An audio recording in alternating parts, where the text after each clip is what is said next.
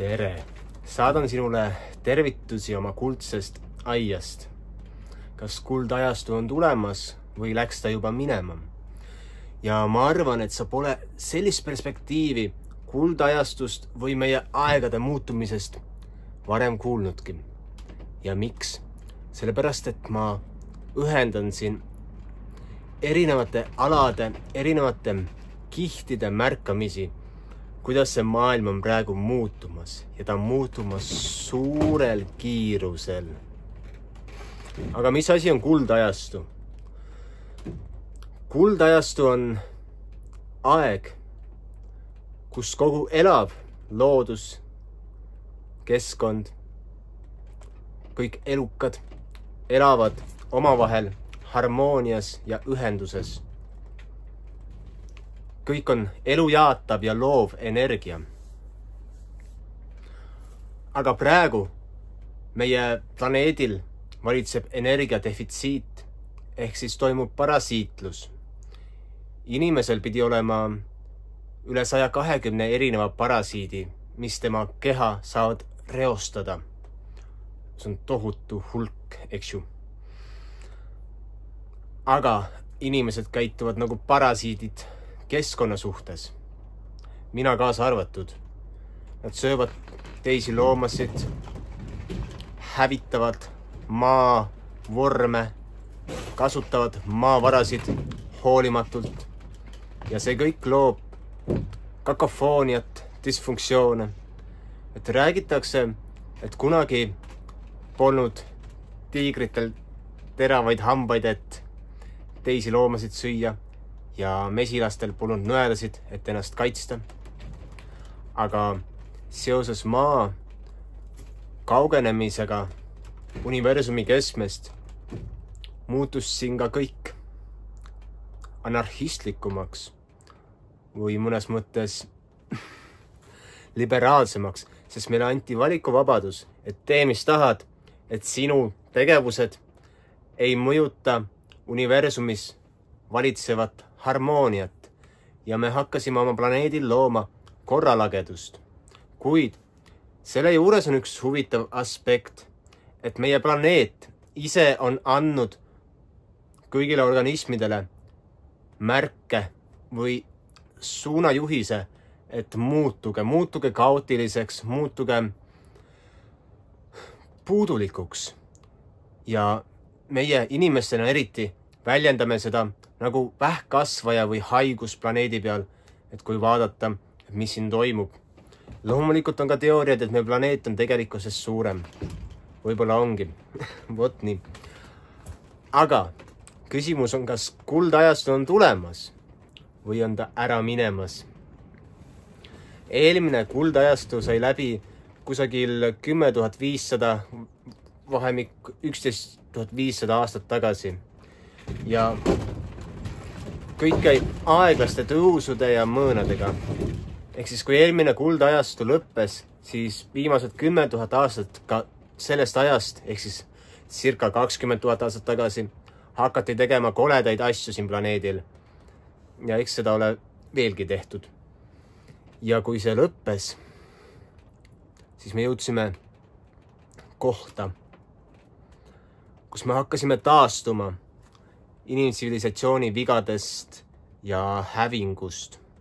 Ja praegugi me korjame kokku oma juppe, et paremini mõista, kuhu liikuda.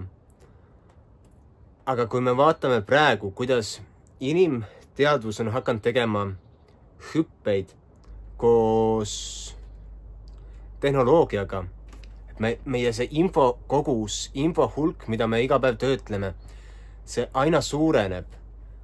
Ja see on pöördvõrdelises seoses arvutite või tehnoloogiliste vidinate, mis pole isegi arvutid enam, nende informatsiooni käsitlemiskiirusega.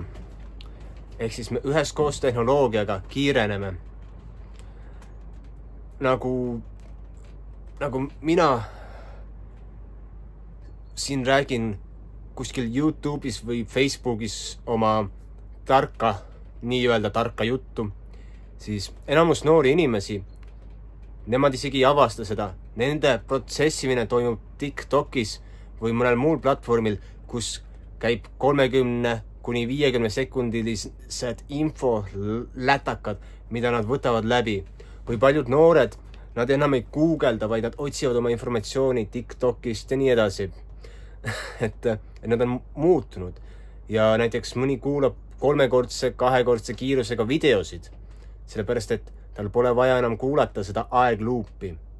Ta protsessib selle info kiiremini. Ehk siis iga järgnev põlvkond suudab kiiremini luua seoseid oma ajus. Aga sellega toimub see, et ka meie teadvus hakkab ärkama või on ärganud. Et kui äkki 4 aastat tagasi käisin vegan messil ja seal näidati, et veganluse osakaal või taimetoit on 10 aastaga üle 1000% nii-öelda kasvanud eksponentsiaalselt ühiskonnas. Ja ma ei väida, et veganlus on see kõige õigem või õigem viis, vaid ma otsin taga seda, et kuidas me saame rahumeelselt elada üheskoos kõikide liikidega. Et see on teine asi kui veganlus. Veganlus on väga vägivaldne ususekt siiani. Mida ma olen kogenud ja avastanud. Et meie otsime rahu. Ja loomulikult inimene vajab arenguks konflikte, inimene vajab arenguks intriige. Aga need ei pea olema nii-öelda valusad või teineteist hävitavad intriigid. See võib olla ka selline loovvõistlus, nii-öelda loovmajandus, eks ju. Et meil on kasv, meil on võitmine silme ees, aga me teeme seda läbi üksteise toetamise. Et koolisüsteemis, kui me vaatame, õpime, siis öeldakse ära spikerda, et sina oled see egoist, kes peab ise teadma kõike. Nagu mis mõttes? Miks laps peab ise teadma kõike? Koostöö viib võiduni, koostöö viib sihikule. Et lapsed peaksid üheskoos jõudma sihikule. Üheskoos tegema koostööd ja lahendama endast suuremaid probleeme.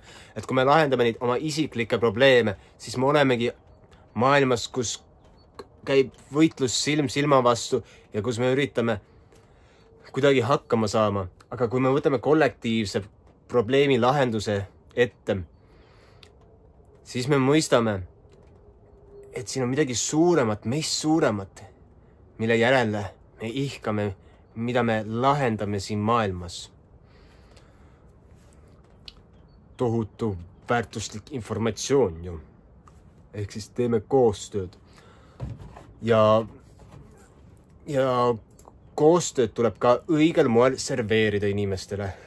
Kui ma räägin, et teeme kogukonna, siis paljude esimene reaktsioon on, ma ei taha mingis kommuunis elada, ma tahan ikka oma privaatsust. Kogukond ei ole seotud kommuunis elamisega.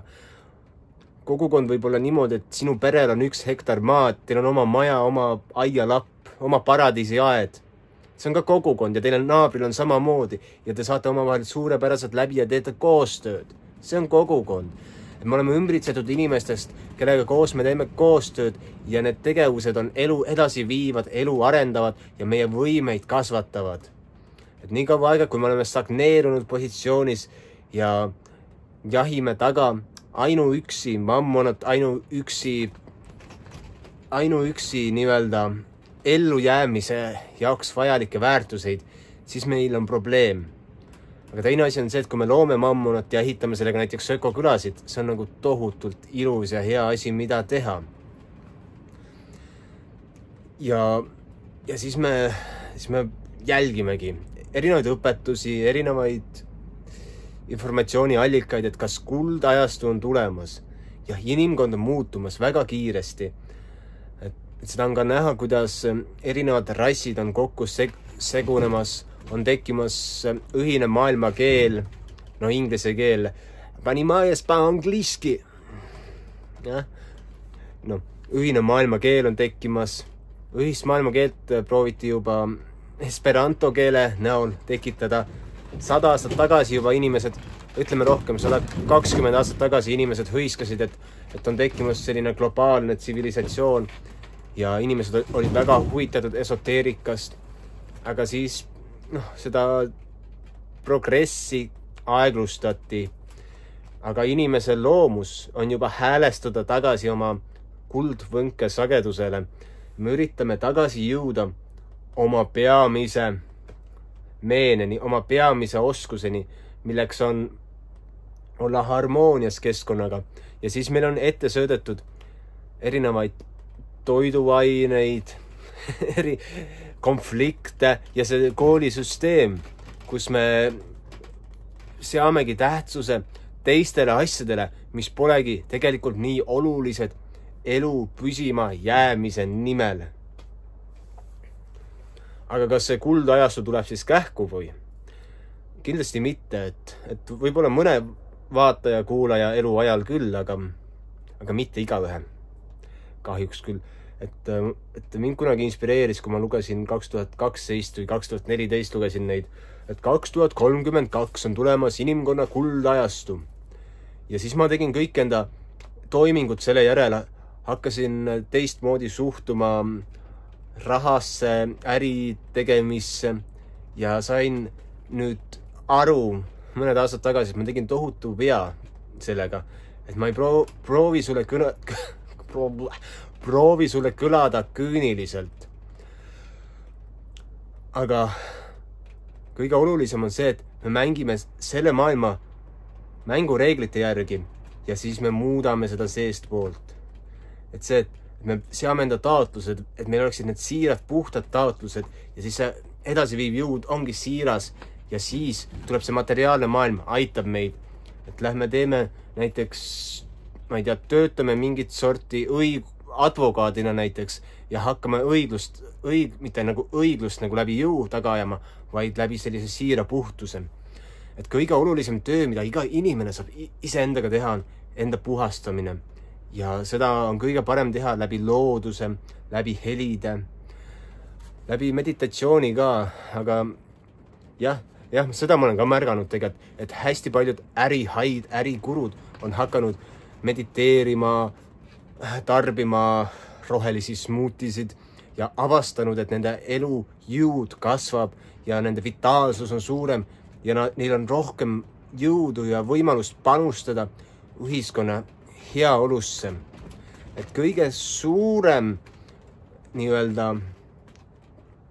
suurem lõks, mis inimesele on tehtud, on vaesusteadvus. Et kui me näeme, et meil on vähe asju, me ei saa, me ei suuda ja seda õpitakse jällegist, et kas läbi kooli või läbi perekonna ja seda kõike saab muuta. See on keeruline, aga seda saab muuta ja see nõuab järjepidevat häälestamist, see nõuab järjepidevat endaga tegutsemist. Ja kui piisavalt palju inimesi jõuavad selle kriitilise massini, et täpselt, mis ma selle TikToki kohta rääkisin, et see jõudis inimestel kriitilisesse massi, et järsku terve hunnik ka vanuses 40 kuni 50, 30 inimesi läks üle sinna platvormile ja hakkasid seal asju tegema ja sisu tarbima, sest kriitiline mass ületati. Samasugune asi juhtus tehisintelligentsiga, et järsku igasugused inimesed kasutavad seda robotit ja lasevad tal endale infot sisse sööta. Et see on nagu järsku juhtunud ja need on alati need kriitilise massi kohad, et kus me suudame kiirendada nii-öelda ebavajalikku aega, mida me kasutame või raiskame mingite asjade korda seadmiseks või millegi vormistamiseks. Et vormistame asjad ära, et me saaksime selle loova mõttega tegeleda. Et loova mõtlemisega tegeledes meie tegevused muutuvad kiiremaks. Ja mida vähem me tarbime, ehk siis selle jaoks on meditatsioon oluline ja helid, et nad puhastavad meie alateadvust kõigest sellest, mida me oleme tarbinud ja kui see tuleb meil kogu aeg pinnale, siis ta ju mõjutab meie tegevusi. Kui me elame oma selles tarbimise voos, võtame vastu informatsiooni, aga kui me suudame ennast inspireerida ja samas olla sellel tühjal lehel, et tabula rasa, kus me hakkame tegelikult looma tohutut väärtust ja iga inimene on väärtuslik, iga inimene on erineval moel väärtuslik. Et mõni on väärtuslik oma suhtlemisoskuste pärast, teine on väärtuslik oma insenerioskuste pärast, kolmas on tohutult osav tisler näiteks. Kõik meie need oskused on olulised Ja siis on vaja mõista, et kuhu me 10 aastaga lähevad meie need majandussuunitlused, et järjest vähemaks jäävad igasugused nii-öelda paberi ja kontoritööd. Ehk siis ongi viimane aeg hakata päriselt oma kätega asju tegema või ümber mõtlema oma need struktuurid, et kuidas me mingeid asju väljendame. Ja siis mis sellist salajast asja ma olen teinud viimasel ajal. Ma olen mänginud oma helisid, konge ja muid asju laividena sotsiaalmeedia platvormidele. Ja tead, mis taotlus seal taga on olnud? Ma puhastan seda võrgustikku heliga. Jah, see on väga metafüüsiline lähenemine, aga metafüüsiliselt lähenedes asjadele me saame tegelikult ka luua, mida vaja on. Et samamoodi inimesed, kes näiteks loovad väga tugevaid ärisid ja asju, et üks asi on see, et neil on selline soodumus, et neil selline zodiaak toetab neid, aga teine asi on see, et nad loovad oma mõttega, nad panevad selle fookuse ja nad loovad seda asja. Ja siis ongi väga oluline mõista, et mis asi see mind niimoodi innustab, mida ma soovin üles ehitada või mida ma loon. Ja ma saan aru, et mind näiteks innustabki puhtuse loomine iseendas ja puhtuse loomine kõigis võrgustikes, mis on ümber minu. Et läbi selle ma suudan olla homo spiritualis, nagu Steineri ja Paklavski õpetused rääkisid. Mõni ütleb, et nad olid ka natuke kahtlased, vahet pole, et need aated on head. Ehk siis paljude niimoodi ettekuulutajate need vaimsed aated on olnud väga head ja suurepärased asjad, aga nad ise pole jõudnud ennast piisavalt hästi ära puhastada.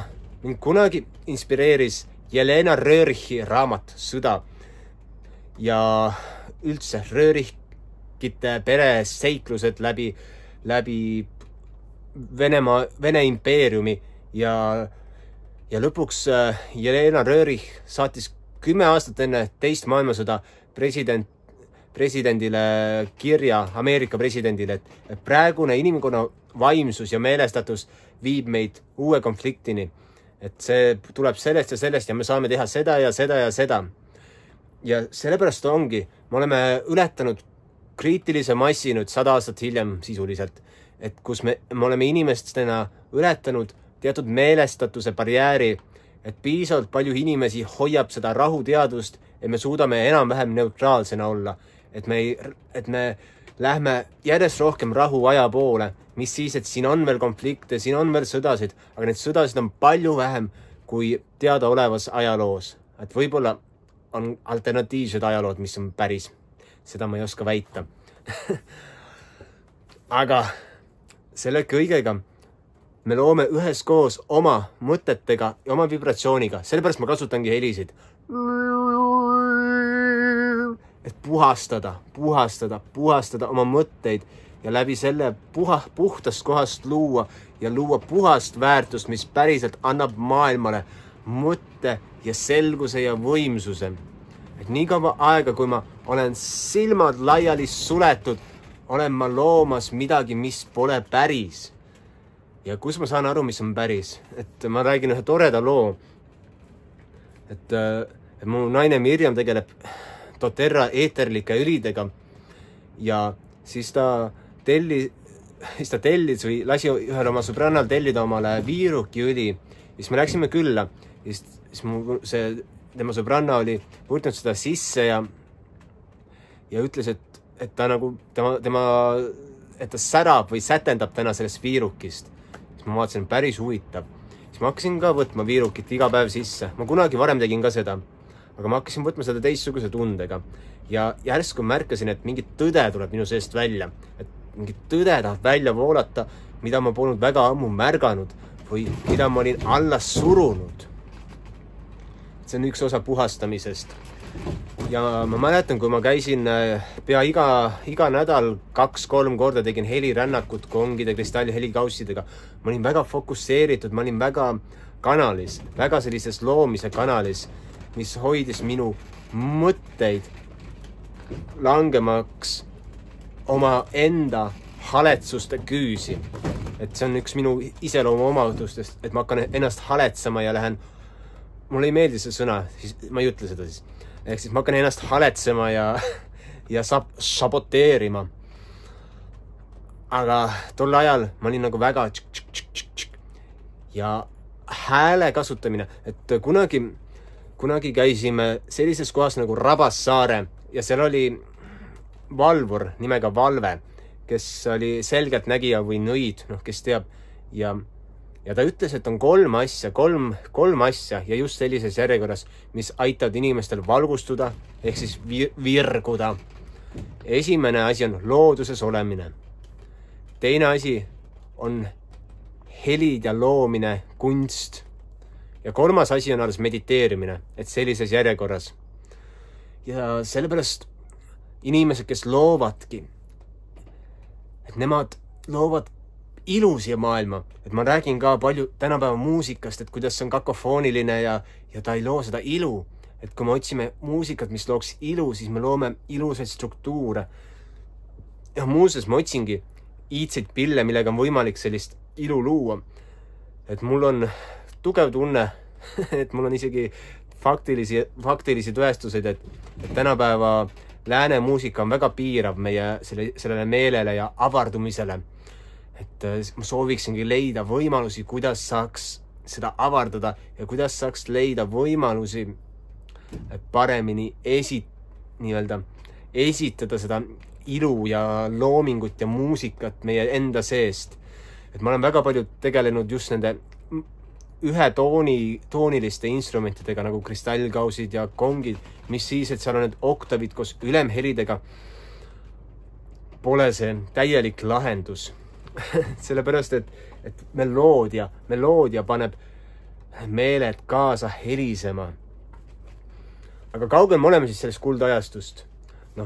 Ma arvan, et kuskil 50-60 aastat, et siis me hakkame looma kogukondlikku elamissüsteemi, kogukondlikku majandust, et praegu on seemned mullas ja nad kasvavad ja neid luuakse, aga meil on vaja kõigepealt ennast puhastada, et need nii-öelda raevuseemned saaks nii-öelda ära eemaldatud või ümber muudetud. Vot selline tulemus. Aga mul on hea meel, et sa kuulasid, et vaata, kui soovid puhast vett juua, siis vaata alla, pakume kangen vett, soovid proovida, tule võtame ka ühendust, ma annan sulle juua seda. Et see on nii mitme inimese elu ära muutnud, seehulgas minu oma. Ja meil on ka kõnekool ja muid asju.